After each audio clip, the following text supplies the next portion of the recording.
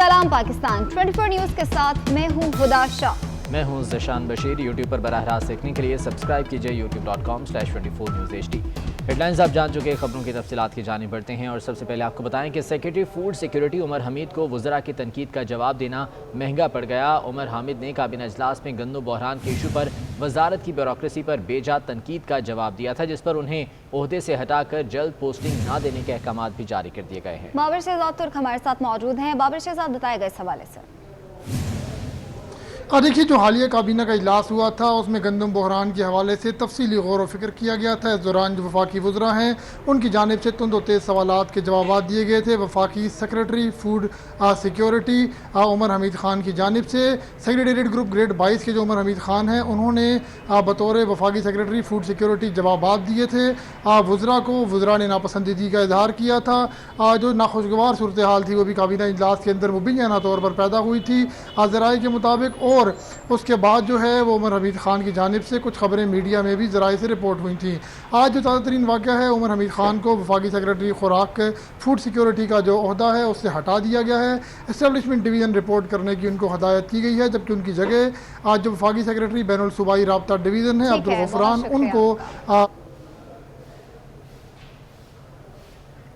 Secretary food security Umar Hamid को वज़रा की तनकीद का जवाब देना महंगा पड़ गया। उमर हमीद ने काबीना इजलास में गंदम बहरान के इशू पर वज़रा की ब्यूरोक्रेसी पर बेजा तनकीद का जवाब दिया था, जिस पर उन्हें ओहदे से हटाकर जल्द पोस्टिंग न देने के अहकाम भी जारी कर दिए गए हैं। Secretary food security Umar Hamid को वज़रा की तनकीद का जवाब देना महंगा पड़ गया। उमर हमीद ने काबीना इजलास में गंदम बहरान के इशू पर वज़रा की ब्यूरोक्रेसी पर बेजा तनकीद का जवाब दिया था, जिस पर उन्हें ओहदे से हटाकर जल्द पोस्टिंग न देने के अहकाम भी जारी कर दिए गए हैं।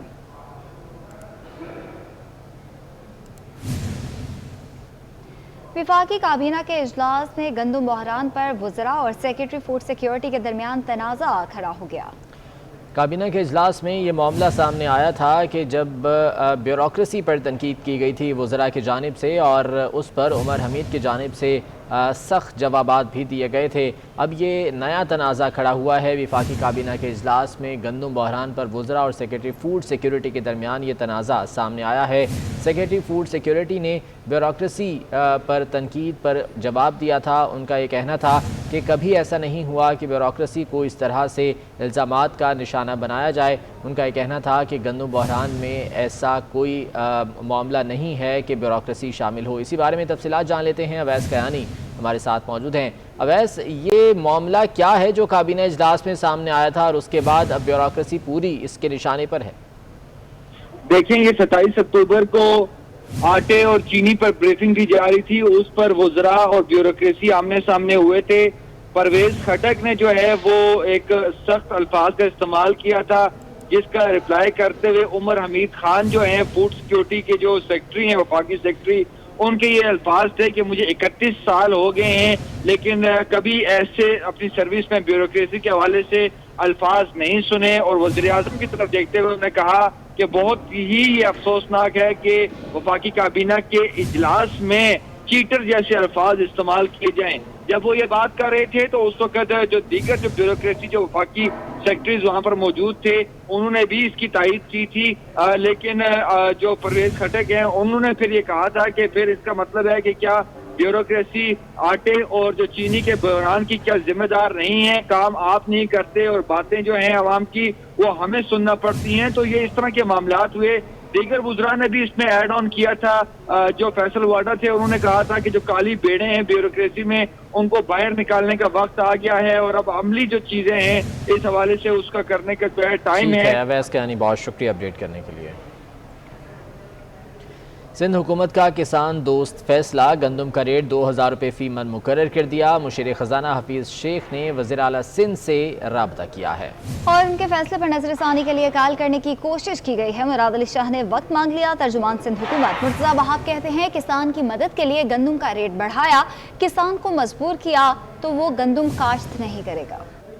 सीनियर तर्जियाकार हामिद मीर ने ट्वीट में मलिक इशफाक लंगड़ियाल की हलाकत और पुलिसगर्दी पर सवाल उठा दिया। हामिद मीर ने ट्विटर पैगाम में कहा है कि हुकूक मांगने आया और जान देकर चला गया। सीनियर सहाफ़ी तर्जियाकार हामिद मीर ने ट्वीट किया है। उनका ये कहना है कि हुकूक मांगने आया और जान देकर चला गया। मलिक अशफाक लंगड़ियाल की हलाकत और पुलिस गिरदी पर हामिद मीर ने सवाल उठाया है। उनका कहना है कि किसान यहाँ पर अपने हुकूक के लिए आए थे, लेकिन यहाँ से लाश लेकर जा रहे हैं।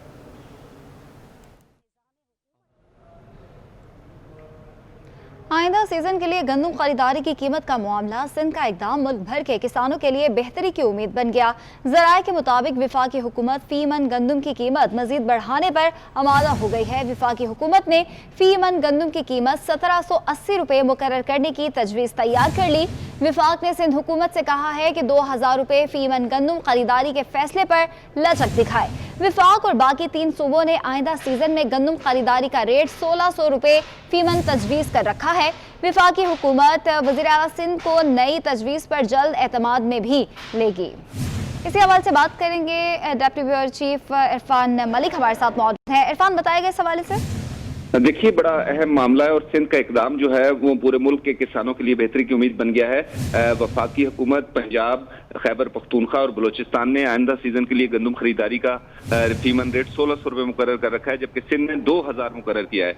इस रेट पर तनाज़ा है और वफाकी हुकूमत ने अब एक तजवीज़ तैयार की है जिसमें सिंध को ये ऑफर की जाएगी कि 1780 रुपये फीमन गंदम की खरीदारी का रेट आइंदा सीजन के लिए मुकर्रर कर दिया जाए। इसमें पहले जो 1600 है उससे हुकूमत मजीद 180 रुपये आगे गई है और हमारे ज़राए का ये भी कहना है कि अगर सिंध ने लचक दिखाई इस मामले पर तो वफाक ये रेट 1800 रुपये फीमन ले जाने पर भी तैयार है। जैसे ही वज़ीर आला सिंध से आइंदा 1-2 रोज में राब्ता होगा, उन्हें वफाकी हुकूमत की इस तजवीज़ से बाकायदा तौर पर आगाह कर दिया जाएगा। लेकिन ये एक चीज़ सामने आ गई है कि अब कम से कम 1800 रुपये तक गंदम की कीमत खरीदारी जा सकती है, जिससे मुल्क भर के जो किसान हैं उनको बहुत ज़्यादा फायदा होगा। ठीक है, बहुत शुक्रिया। जहांगीर तरीन लंदन से पाकिस्तान के लिए रवाना हो गए। जहांगीर तरीन 7 माह से ज़्यादा अरसा लंदन में रहने के बाद वापस पाकिस्तान पहुंच रहे हैं। जहांगीर तरीन शुगर स्कैंडल की रिपोर्ट में नाम आने के बाद इलाज के लिए लंदन गए थे, ताहम अब वो लंदन से पाकिस्तान के लिए रवाना हो चुके हैं। तफसीलात जान लेते हैं। वकास अहमद लंदन से हमारे साथ मौजूद हैं। वकास, बताइएगा, जहांगीर तरीन पाकिस्तान के लिए रवाना हो चुके? जी बिल्कुल, पाकिस्तान के साथ की और जहांगीर तरीन के बहुत से करीबी साथियों ने इस बात की तस्दीक की है कि जहांगीर तरीन आज यानी 5 नवंबर को बरतानवी वक्त 1:30 बजे के करीब लंदन हीथ्रो एयरपोर्ट से निजी प्रवास के जरिए पाकिस्तान के लिए रवाना हुए हैं और वो 6 नवंबर को पाकिस्तान पहुंचेंगे। जहांगीर तरीन तकरीबन 7 माह से ज़्यादा अरसा लंदन में मुकीम रहे थे और कहा यह जा रहा था कि शायद अब जहांगीर तरीन पाकिस्तान नहीं जाएंगे और यहाँ पर नवाज शरीफ से मुलाकात कर सकते हैं। तो अपोजिशन रहनुमाओं की तरफ से भी इस बात को काफ़ी स्कैंडलाइज किया जा रहा था, लेकिन जहांगीर तरीन की तरफ से जहां पर लंदन में क़याम के दौरान नवाज शरीफ से मुलाकात की तरतीब की गई, वहीं पर उन्होंने कभी इस पर लफ्ज़शाई नहीं की थी कि वो पाकिस्तान जाएंगे या नहीं। तहम आज जो कि चंद रोज से ये बात गर्दिश कर रही थी कि शायद आइंदा चंद रोज तक नेक्स्ट हफ्ते वो पाकिस्तान जाएंगे, लेकिन आज जब लंदन से पाकिस्तान के लिए रवाना हो गया तो इस बात की तस्दीक हो गई है कि जहांगीर तरीन ने चंद रोज कबल अपनी टिकट जो थी वो बुक करवाई थी और इस हवाले से पाकिस्तान में तहरीक इंसाफ के जो रहनुमा हैं और इमरान खान से भी वो रास्ते में थे और सारी सूरत हाल मामला तय पाने के बाद वो लंदन से पाकिस्तान के लिए रवाना हुए हैं। जी ठीक है, वकास अहमद, बहुत शुक्रिया अपडेट करने के लिए। वज़ीर-ए-आज़म की जानिब से इत्तेहादी जमातों के एजाज़ में ज़ोहराना। ज़राए के मुताबिक शाहज़ैन बुगटी ने लापता अफराद की बाजियाबी का मामला उठाया। शाहज़ैन बुगटी ने कहा कि बलूचिस्तान का सबसे अहम मसला लापता अफराद का है, जिस पर वज़ीर आला बलूचिस्तान जाम कमाल ने कहा कि गुज़िश्ता 2 सालों में सैकड़ों लापता अफराद बाजियाब कराए हैं। वज़ीर-ए-आज़म ने कहा कि हम कारकर्दगी की बुनियाद पर अगला इलेक्शन लड़ेंगे, अपोजिशन जो चाहती है वो हम नहीं कर सकते। वज़ीर-ए-आज़म ने इत्तेहादी जमातों के एजाज़ में ज़ोहराना दिया और ज़राए का ये कहना है कि शाहज़ैन बुगटी ने लापता अफराद की बाजियाबी का मामला वज़ीर-ए-आज़म के सामने उठाया।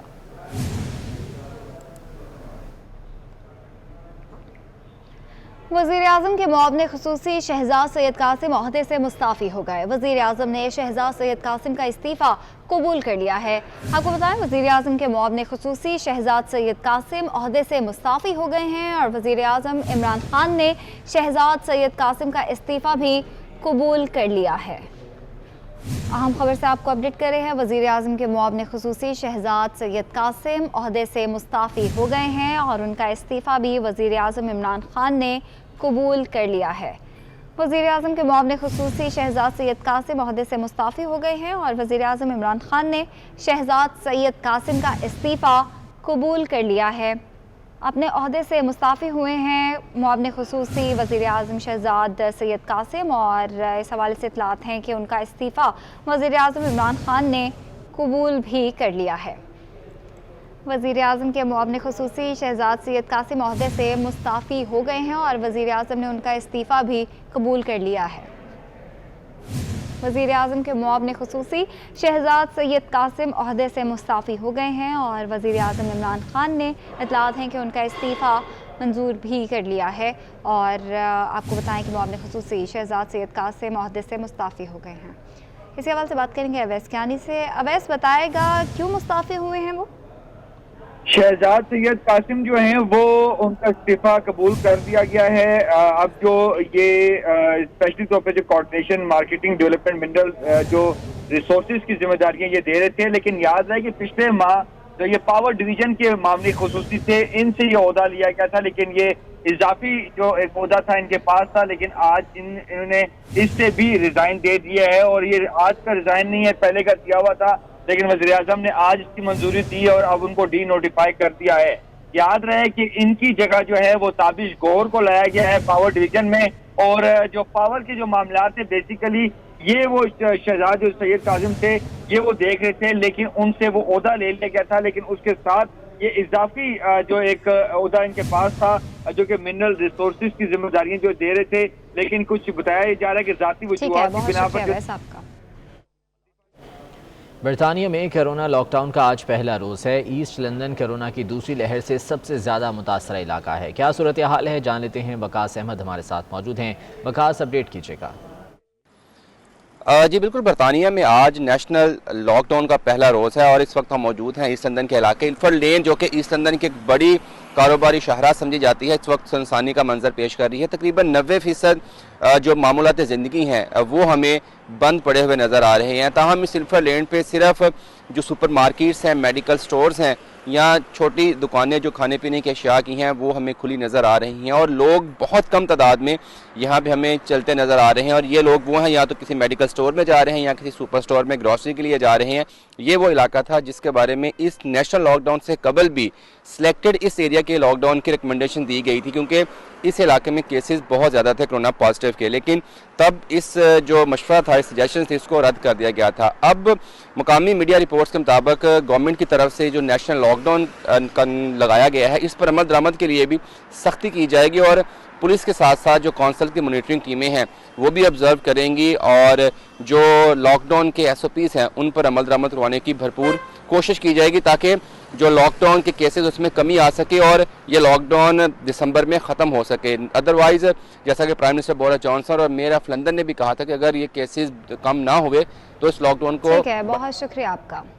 बात करेंगे US इलेक्शन के हवाले से। डोनाल्ड ट्रंप यकीनी शिकस्त को जीत में बदलने के लिए जादू टूने कराने लगे हैं। मुखालिफ उम्मीदवार जो बाइडेन के वोट बढ़ने पर ट्रंप ने रूहानी मुशीर को मैदान में उतार दिया। पाउला वाइट ने ट्रंप की कामयाबी के लिए दुआया तकरीब का एहतमाम किया। रूहानी मुशीर ने तकरीब में मुख्तलिफ मंत्र भी दोहराए, कहा कि उसे ट्रंप की कामयाबी की नवीद सुनाई दे रही है। ट्रंप की जीत के लिए फरिश्ते अभी अफ्रीका में हैं और वो अमेरिका की तरफ आ रहे हैं।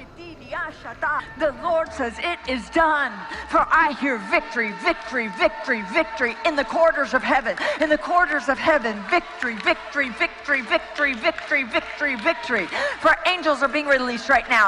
Angels are being dispatched right now. Hamanda aka ata raka teda baka sanda ata ambo osa kata rite eke banda ata rike didi ashata. For angels have even been dispatched from Africa right now. Africa right now. Africa right now, from Africa right now. They're coming here. They're coming here. For I hear the sound of victory. I hear the sound of victory. I hear the sound of victory. अमरीकी सदारती इंतखाब में democratic party के उम्मीदवार जो Biden फैसला कुन फतह के करीब पहुंच चुके हैं। जो बाइडन ने 538 इलेक्टोरल वोट्स में से 264 इलेक्टोरल वोट्स हासिल कर लिए हैं। उनको 270 इलेक्टोरल वोट्स के लिए बस 6 वोट्स दरकार हैं। मौजूदा अमरीकी सदर और रिपब्लिकन उम्मीदवार डोनाल्ड ट्रंप 214 इलेक्टोरल वोट्स हासिल कर सके हैं। अब उनकी जीत का मुकम्मल दारोमदार स्विंग स्टेट्स पर है। अलबत्ता अमरीकी सियासी मुबस्सरीन का कहना है कि अगर ट्रंप को स्विंग स्टेट से भी तमाम इलेक्टोरल वोट्स मिल जाएं तब भी वो मजमूई तौर पर 268 इलेक्टोरल वोट्स ही हासिल कर पाएंगे। जो बाइडन अगरचे अपनी फतह के लिए बहुत पुरुमीद हैं, लेकिन उन्होंने अपने हामियों से कहा है कि जब तक मुकम्मल नताइज नहीं आ जाते तब तक वो अपनी फतह का ऐलान भी नहीं करेंगे।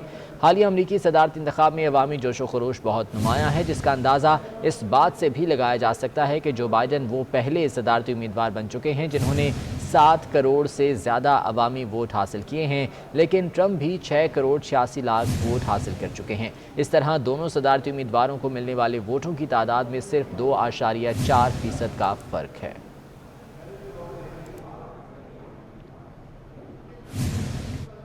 अमरीकी इंतखाबात में सेनेट के अरकान का भी चुनाव 35 सेनेटर्स को मंतखब कर लिया गया। सेनेट इलेक्शन में ट्रंप की रिपब्लिकन पार्टी को बरतरी हासिल हो गई। 35 में से 18 नशिस्तें जीत ली हैं। जो बाइडन की डेमोक्रेट्स पार्टी के हिस्से में 13 नशिस्तें आई हैं। अब अमरीकी सेनेट में डेमोक्रेट्स की नशिस्तें 46 रह गई हैं, जबकि रिपब्लिकन की नशिस्तें 48 हो गई हैं। रियासती गवर्नर्स के हवाले से भी रिपब्लिकन पार्टी की पोजीशन मजीद मजबूत है। 11 रियासतों के गवर्नर्स के इंतखाबात में रिपब्लिकन ने 8 पर कामयाबी हासिल कर ली है, जबकि डेमोक्रेट्स को 3 में कामयाबी हासिल हुई है, जिसके बाद रिपब्लिकन के गवर्नर्स की तादाद 27 है, जबकि डेमोक्रेट्स के गवर्नर्स की तादाद 23 हो गई है।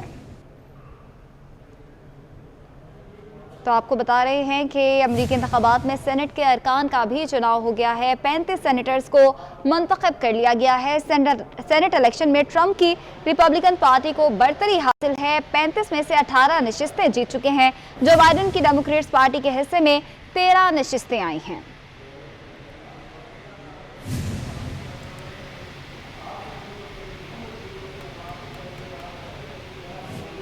मज़ीद खबरें शामिल करेंगे। मुल्क भर के तालीमी इदारे खुले रहेंगे। सूबाई वज़राए तालीम की कॉन्फ्रेंस में मुत्तफ़िक़ा फैसला कर लिया गया। मौसमी सरमा की तातीलात का फैसला सूबों की सूरत हाल को देखते हुए किया जाएगा। 8वीं और मैट्रिक के इम्तहानात के हवाले से इत्तफाक नहीं हो सका। वली चौधरी की रिपोर्ट देखिए। मुल्क भर के तालीमी इदारे खुले रहेंगे। तमाम स्टेक होल्डर्स कोरोना SOPs और हिफाजती इंतजामात पर अमल दरामद यकीनी बनाएंगे। वफाकी वजीर तालीम शफकत महमूद की जेर सदारत सूबाई वज़राए तालीम के इजलास में कहा गया है कि कोरोना के हवाले से सूरत हाल मुकम्मल तौर पर काबू में है। वजारत सेहत के हुकाम ने कोरोना की मजमूई सूरत हाल पर ब्रीफिंग दी। इजलास में फैसला किया गया कि मौसम सरमा की तातीलात का फैसला सूबों की सूरत हाल को देखते हुए किया जाएगा। इजलास में तालीमी साल की तब्दीली और 8वीं 9वीं 10वीं के बोर्ड